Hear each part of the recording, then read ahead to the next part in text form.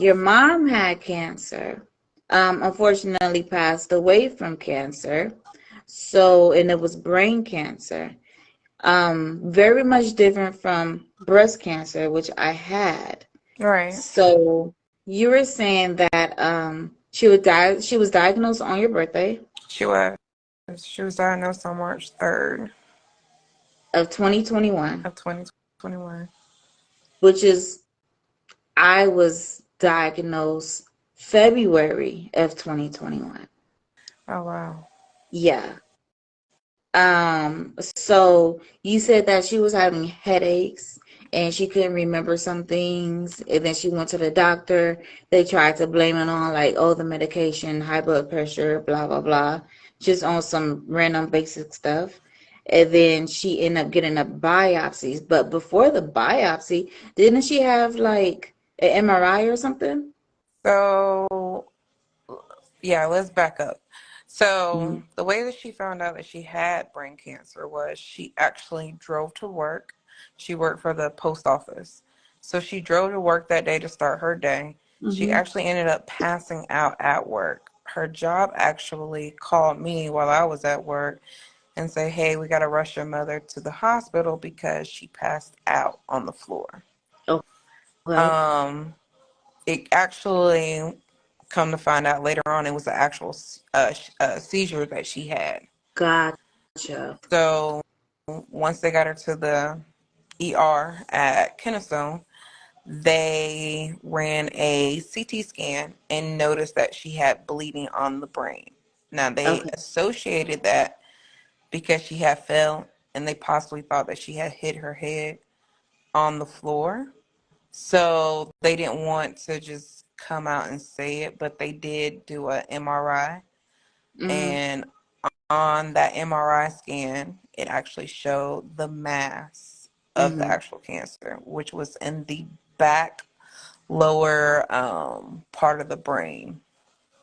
Um, then that was, she was in the hospital for a couple of days. On the 9th, they decided to do the biopsy to determine what type of cancer it was, which it actually ended up being a glioblastoma, which is brain cancer. It's just a longer name for it. With multi-forms of seizures, because she was still having seizures along with the brain cancer. So then on the 11th of March, they discharged her, and that's when they brought her home, which was to my house. I actually quit working to take care of her. So on the 11th, they brought her home. I had to rearrange the whole house. They had to bring in a medical bed and Right. shower beds and all. They had to bring in all of that. So then she decided to do chemo and radiation. Mm-hmm. So she did um, radiation at Kennestone. She started that on April the 10th. She finished that on May the 4th. Oh, wow. Um, That's funny because that's the day after my birthday. yeah, she finished on May the 4th. She had physical therapy every day. She was probably on 12 different medications, Wow. including the chemo. Different hours, different times. Some were 2 pills a day, some was 3 pills a day, some were just 1 pill a day. Really didn't have an appetite. So when she did not feel like eating, we had to do like the Ensure shakes just to make sure she had some type of nutrition. Mm-hmm. Um, then later down the road in July, the week prior to her passing, she actually ended up having a another seizure, but that was like a huge seizure, which they call grand mal seizure, basically. She ended up having that seizure. They rushed her to Grady then, and she stayed at Grady for 3 days. They ended up taking her from Grady to the hospice center off in Austell, right there by the East-West connector, by what used to be called General, Mm-hmm. but it's Wellstar now. Okay. Um, they ended up taking her over there. She lived there for 7 days, and then on July 30th, she passed. Hmm. Okay, so I have some questions. So, she did chemo, she did radiation. She did. Um, so was she finished with her chemo and radiation? She finished with the chemo and the radiation. She had finished with that.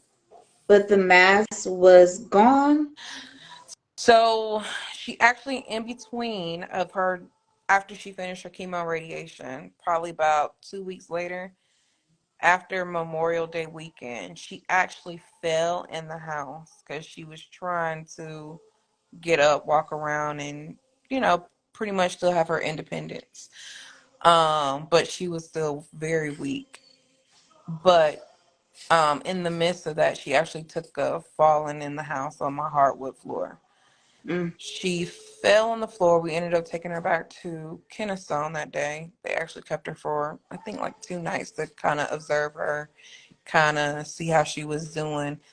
They actually did another MRI in between that time. So, with me having a medical background, I compared the notes that the doctor had from the first time when she came in to that time. The mass actually had shrunk on one side where they pretty much did a lot of the radiation at, mm. but it grew on the other side. Yeah. So instead of, Wait, so she had multiple masses? yes. So the mass had actually intersected to the other side of the brain. So basically, the back half of her brain was pretty much already deteriorated at that point after they finished the Okay. radiation. You said after she finished the radiation? Mm-hmm. Because she was done with her radiation on May 4th. She ended up collapsing the week of Labor Day weekend, that weekend. I think that's the worst, like to radiate a brain. But they will do it. They will use radiation. They will also use chemo, depending on what the patient wants to do. Um, the doctor, Dr. Benedict, was her physician. He was, or neurologist. He was the one that actually did the biopsy, and he was very transparent. He was very upfront. He said, "I've been doing this for 32 years." He was like, either we do treatment, which was the radiation and chemo. She could live 6 months, 9 months, hope for a year, but he said he hasn't seen it. And then he said if she does no treatment, which is no radiation, no chemo, it'll be 3 months.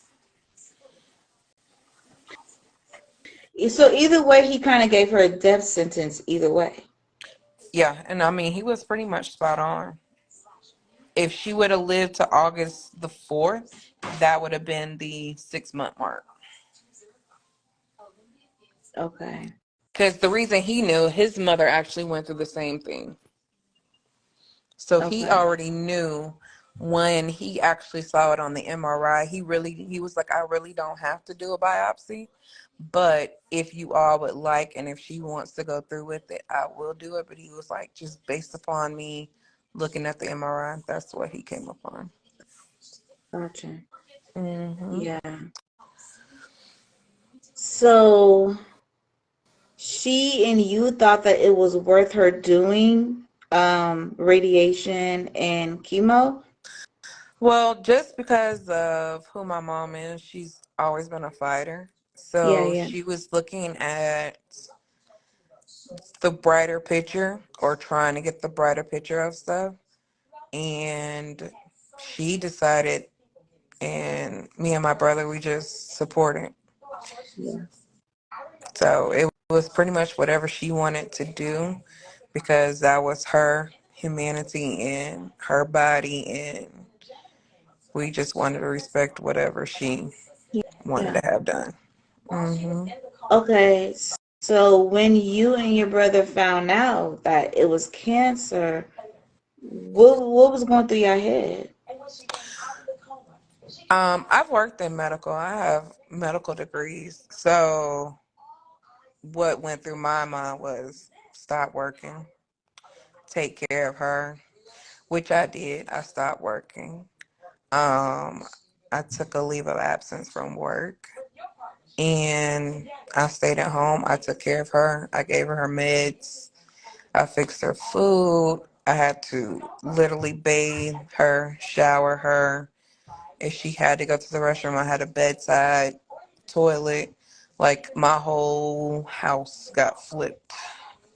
Right. Within, like, once they said, oh, she's coming home on the 11th, I was calling everybody to get stuff moved in, get it rearranged. I was taking out my master bed to put up her hospital bed. It was a Yeah. lot. Yeah. I bet. Okay. Um. Hmm. It's just like a lot of stuff going through my head because it's kind of like, okay, say when you haven't been through it or know somebody else helping somebody, you're Hmm. kind of just you understand, but you don't really understand. You more so feel sorry for the person, Right. right? That the person went through it. But you really don't understand, like, not only the person with the cancer has a bad mental state, but the person helping them does too. Yeah. Sometimes, if not worse. Like she had hallucinations at a certain point in time as it kind of got further out into it or kind of got closer to her death date. She started having hallucinations. The hallucinations kind of they would go in and out, but then they got really bad towards the end. Um, she may remember you, she may not. It was kind of like another stage of dementia, pretty much. Yeah, Um, but it's a lot on them to have to go through because mentally, especially dealing with brain cancer, they go through so many mental changes. It's almost kind of like a bipolar. yeah, You deal with so many stages of that person, and they go through a lot because you don't know if they're thinking about hurting themselves yeah, or anything like that. But even as the caregiver, on average, I was probably getting maybe on a good night 4 hours of sleep, and that was right, on a good night. Yeah. right. Now, why? Why is that? She can't sleep. She was restless. And then at the same time, the last day that she finished her radiation, my grandmother was coming down to help me with her or to help me with my son. And in the midst of her helping, she actually came to find out she got sick one day and she was very sick. So I ended up taking her to the hospital. She actually ended up having cancer in her stomach. So, yeah, The other person. my grandmother, yes. So she was coming to help me to help take care of my child while I'm trying to take care of my mom. And in the midst of my mom finishing her last day of radiation, my grandmother was diagnosed with a tumor, but hers was benign. It wasn't cancerous, thank God. But she actually ended up having a mass in her stomach. So she had to end up going into surgery and then coming back to my house. So I had two patients basically that Gosh. was dealing with some form of a cancer. Yeah. Hmm. That was Wow. my whole 2021, half of my year right there. On top of COVID. And I caught COVID.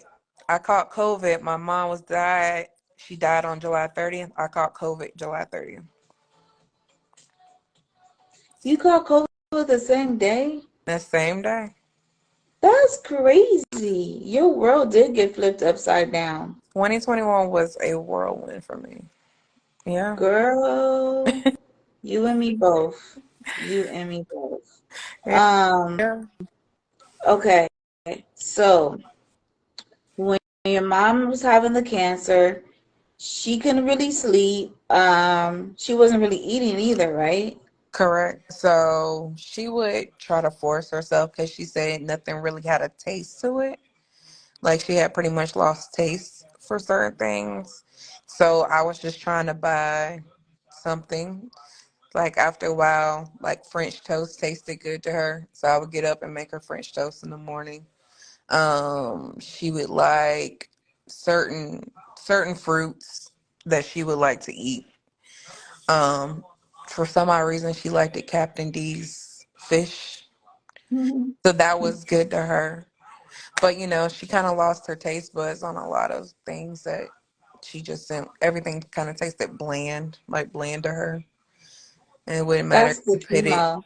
Yeah, and then and you can cook whatever, you can spice it up.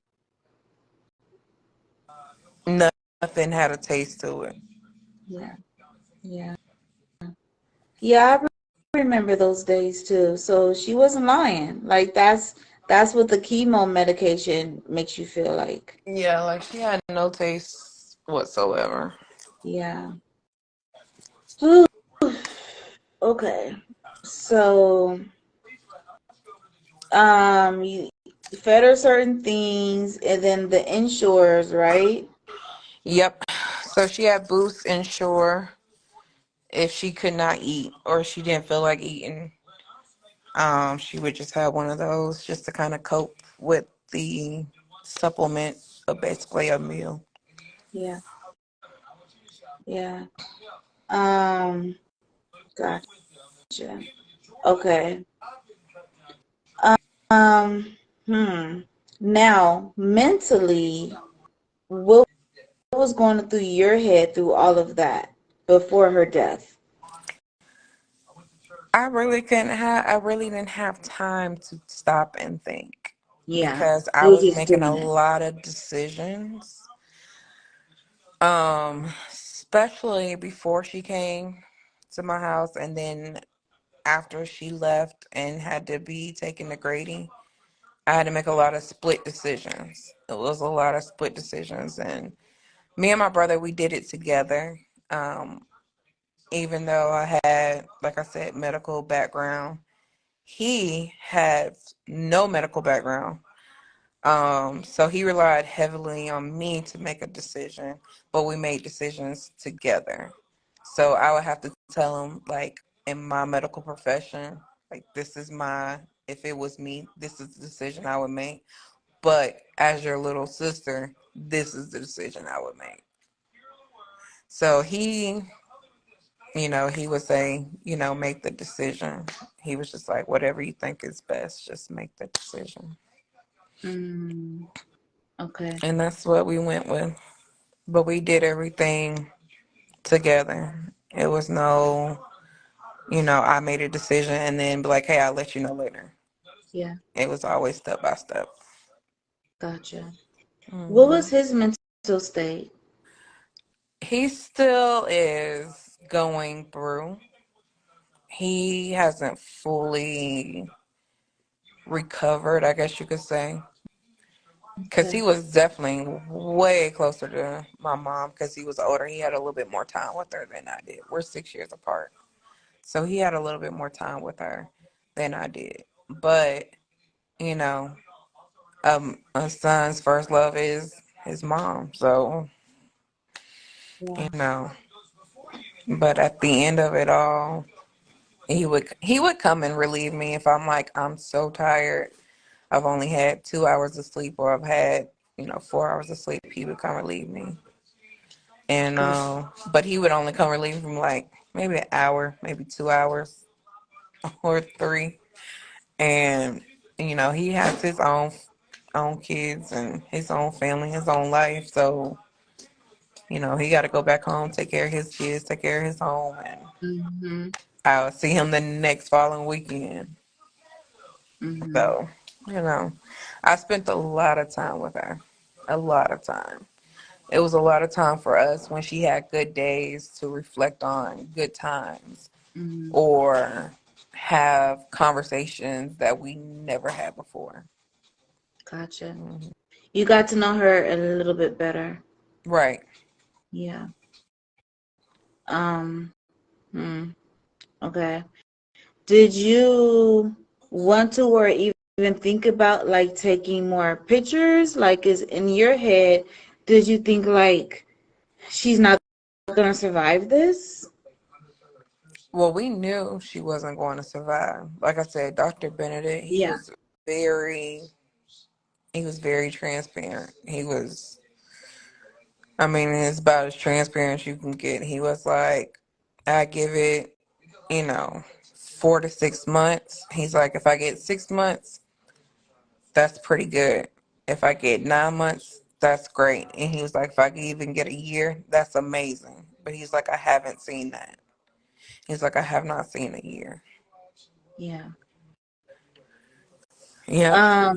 But in your head, you wasn't like, forget that she gonna be okay. You know what I mean? Or was you just like, you're kind of right. Like like, was you agreeing with him before the fact, like before she had to go to your house and things like that? Would you, and you seen the images? Did you like agree with what he was saying?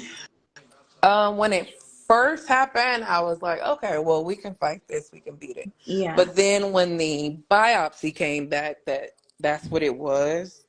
I was like, oh yeah, I knew what the picture was, but I can tell my brother was like, oh well, we have hope, and I was like, yeah. yeah, I don't want to Don't be a deadbeat bust his downer, bubble. but no, I don't. Yeah, You don't want to take that hope, that false hope, but like I told him, like you're gonna have to come to reality. Like yeah. this is what it's gonna have to be. So Gotcha. So were you preparing for like does she have life insurance and everything? yeah, like I said, she worked for the post office, and um, she had life insurance through her job, but then she also had life insurance outside of that. And Okay. I think, and she even had a will. Okay. But we've been knowing what the will is since I think I was probably like 8, 9. She always had all of her documents in one centralized place. So I never Okay. had to even think on like where stuff was, who I had to call, none of that. She pretty much has always had, you know, that mentality. If anything were to happen, this is where you can find my stuff at. She's always had that mentality. Gotcha. Yeah. Okay. So not only was you trying to help her get well or just make her feel comfortable, you were also in a sense planning her funeral. Oh yeah. When you have that much of, I would say, a knowledge of knowing what's going to happen and when it's going to happen, Yeah. like you prepare for Yeah. the worst. And I mean, you can always hope for the best, but you're going to prepare for the worst. And then, you know, you kind of grieve as you go through the process because like their life is going to end. So you can kind of have conversations that you never had before. And you can talk about things that you never have. Yeah. And that was kind of her mentality, was to have those conversations, and we did. Gotcha. So she knew she was not gonna make it too. Yeah, she knew. So she talked about it. Yeah, she talked about it, but she So was okay with it.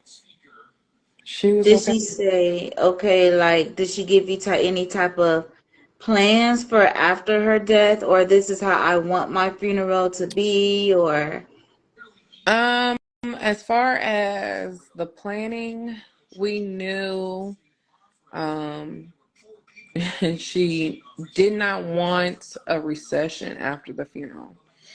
Like she just was like, after the funeral, go home, don't, sit around, eat. None of that. Just go home. And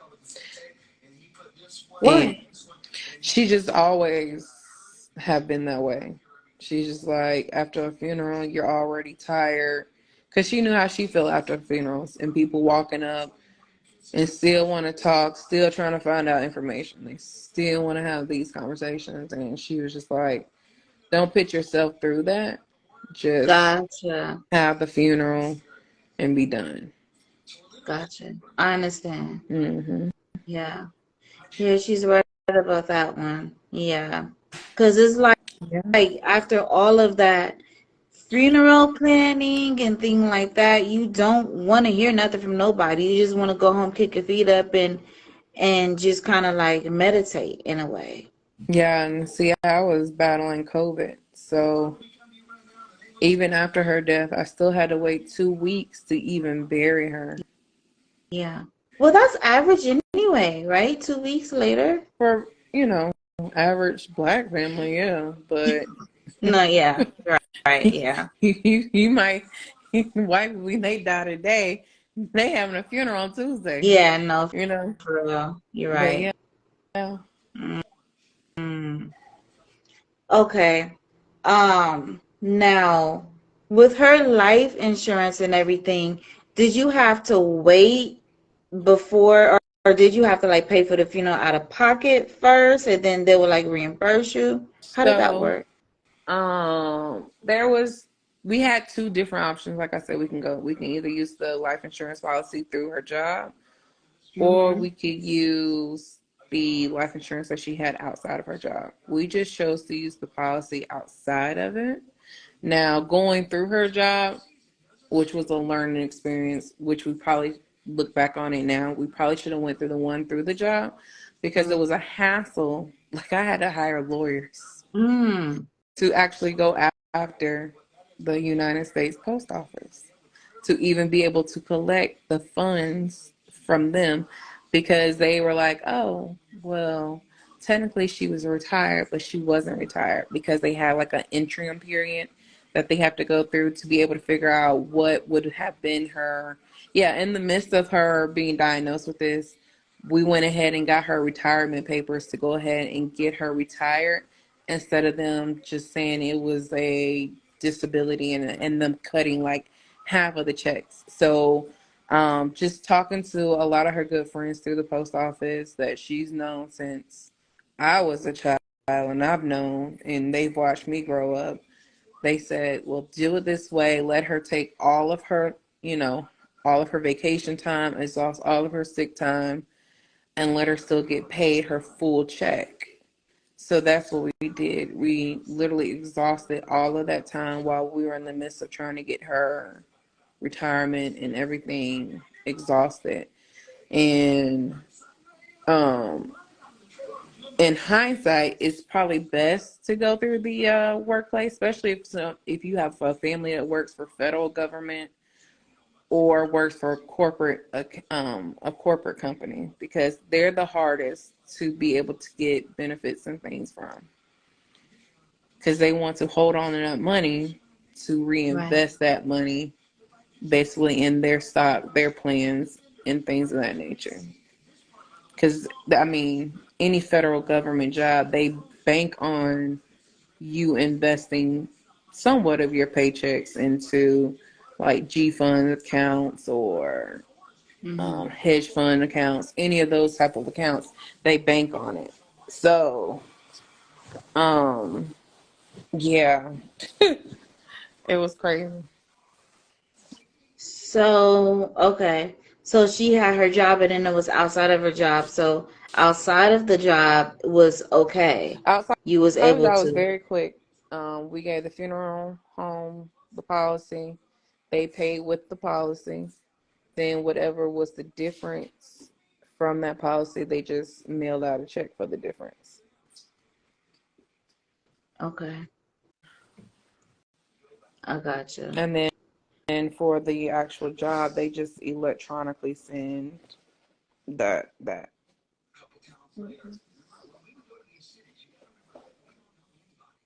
I gotcha. Okay. How are you now? What's your state of mind now? State of mind. I did therapy. I did a lot of therapy because it was hard being a caregiver for one. Then it was hard being a daughter because Right. your mind contemplate with both. Gotcha. Because you had to play devil advocate for both. Yeah. hmm So it was rough mentally, but it was tough physically too. You, Because when you're having to pick up someone to pick them up out of the bed, shift them to a wheelchair, take the wheelchair, move them to a bathroom, get them out of the wheelchair to even put them in a shower chair. Then you have to shower them. Then you mhm. have to get them out the shower. Then you have to lotion and all of that. Like you have to do all of it. And Like doing, a baby. yeah, it's essentially you go back to being a baby. Yeah. Essentially. I mean, because they even say like with older people and babies are similar because you kind of hmm have to treat them the same. Yeah, But then no one said with somebody with a disability is similar as yeah, well. You know. it is. Um. Yeah. So. Okay. So, how long was you in therapy for? And do you think it helped you? Yeah, therapy definitely helped. It helped me compartmentalize a lot of things that I was just kind of shoving to the back. Okay. And, we dealt with, my mom has always been a private person, and she would let you know certain information when she wanted to let you know it. Right. Um, so even when she was going through what she was going through, we kept it very private. Right. Only like immediate family. We eventually told people within the post office. We eventually got to a point where we're like, okay, they're gonna know, like, because Yeah. we're gonna have to report it at some given point in time. And, um, we would let like her close friends come and visit her at my house, that I knew that I grew up with, and they would watch me or whatever. Um, yeah, like it was hard going through the first, I would say, 2 months worth of therapy because that gave me a life reflection on what I did. And it made me look and say, I could have did more, or, I wish I would have did more about this or said something about that, but me and her, we kind of had our one-on-one therapy Hmm. because she even expressed to me and was like, you know, if I've never been a good mom, just let me know, or if it was something I could have did better, or so we had our therapy, which And kind do of helped you me. go ahead? I said, which kind of helped me because it was just like us speaking truth on truth. There was nothing to sugarcoat. Gotcha. So, do you think that she were like saying those things because maybe she felt bad about something? Like maybe she treated you maybe a certain bad way, or she was like kind of like, was I a good mom? Like second guessing herself and wanted to kind of Well, because apologize. she was a single mom, so she would miss a lot of, basketball games, softball games. She had to She would go miss, to work. right. Yeah, So, as a kid, you don't think about that. You're like, oh, my mom's never here. yeah, It is what it is. You just kind of like, why can you never be there? yeah, yeah. Like So, I wanted you here. You missed this. The right. winning shot. Exactly. So as a kid, you don't think about that stuff. But then when you come to a life and death situation, that stuff, it don't even matter. It don't matter. It does hmm not. Yeah. Okay. Do you think that you're like better now, like mentally, physically? I mean, I know you've gotten better since then, but you're not 100% better, right? I don't think you are ever 100% better. Yeah. You just learn to cope. Yeah.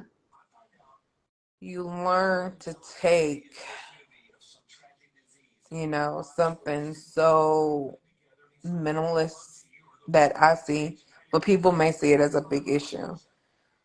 Yeah. And now I look at it and be like, it is what it is. Right. Right. Like, I can't change it. Right.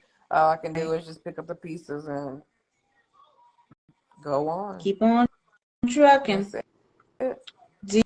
Do you think that you have like some type of PTSD from it? Not necessarily. Um, but there are triggers. I won't lie. There's certain things that trigger, like it's certain songs, because we Okay. were both big in music, and she was the one that made me actually love music. So certain songs, like it's a trigger. But sometimes even riding down the road and just looking in the sky, it's a trigger. Hmm. They come as random, just as random. They come out Random of triggers nowhere. are never good. They're never good, but you learn how to cope with them and you learn how to do different mechanisms. Like you learn in Yeah. therapy, like how to do different mechanisms to help you cope with that. Yeah. But my therapist, she was like, you're not, she's like, it's always going to be something that'll trigger. She was like, it'll come over time where it won't be such a big trigger. You'll kind of look back on it and be like, you'll smile about it. Yeah. So Yeah. now, You're right. certain songs, it doesn't bother me to listen to. Yeah. Yeah. You're right. Yeah. She's right about that one.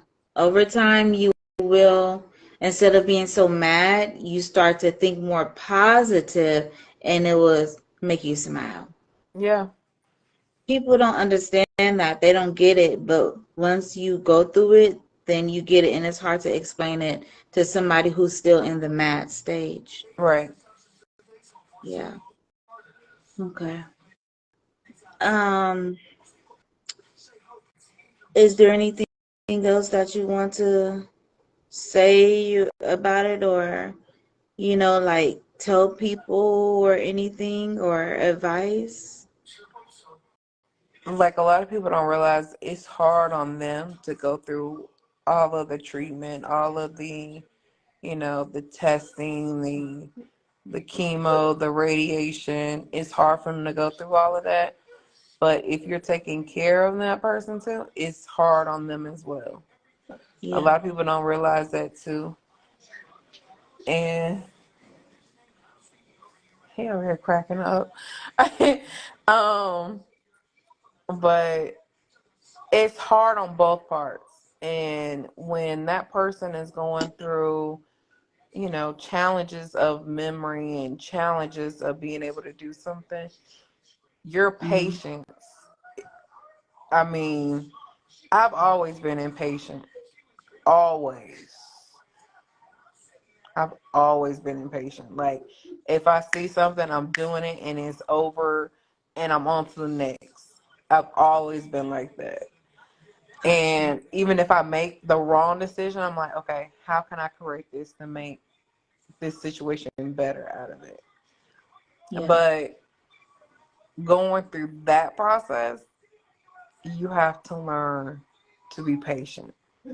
That is the most patient process that anyone could take. Because, I mean, having to get up and being at a doctor's office by a certain time and knowing that it's going to take an hour to get to that doctor's office appointment and you're Hmm. only there for 15 minutes for radiation, 15 minutes, but you drove an hour to get there Yeah. and you sit there for 15 minutes and then you have to drive a whole nother hour back. Yeah. Then you get back and you're like, okay, what do you want to eat? Then they may be having a bad day. So then if your patience is not good, then you're gonna set a trigger off on them, and it's gonna be a bad day, Oh yeah. and that makes Oh yeah. your day be bad, which is gonna cause your night to be bad because they're agitated. Yeah. So yeah, You're right. Patience. Mm. I'm tired. Yeah. Kick your Like feet I'm up. still trying to catch up on sleep from 2021. Oh, I'm for still, real though. For real. yeah. Uh, Okay. Well, definitely. Thank you for coming on. This, like, again, this wasn't even really supposed to be a actual chat conversation, but sometimes the random ones are the best ones. absolutely. Mhm. Keep doing what you do. Thank you. You too. Somebody say, "Hey, Ashley." Hi. Just in time. We about to get off. I know, right? Over with. Well, have a good All night. right. Thank you. You too. You too. Bye. Bye.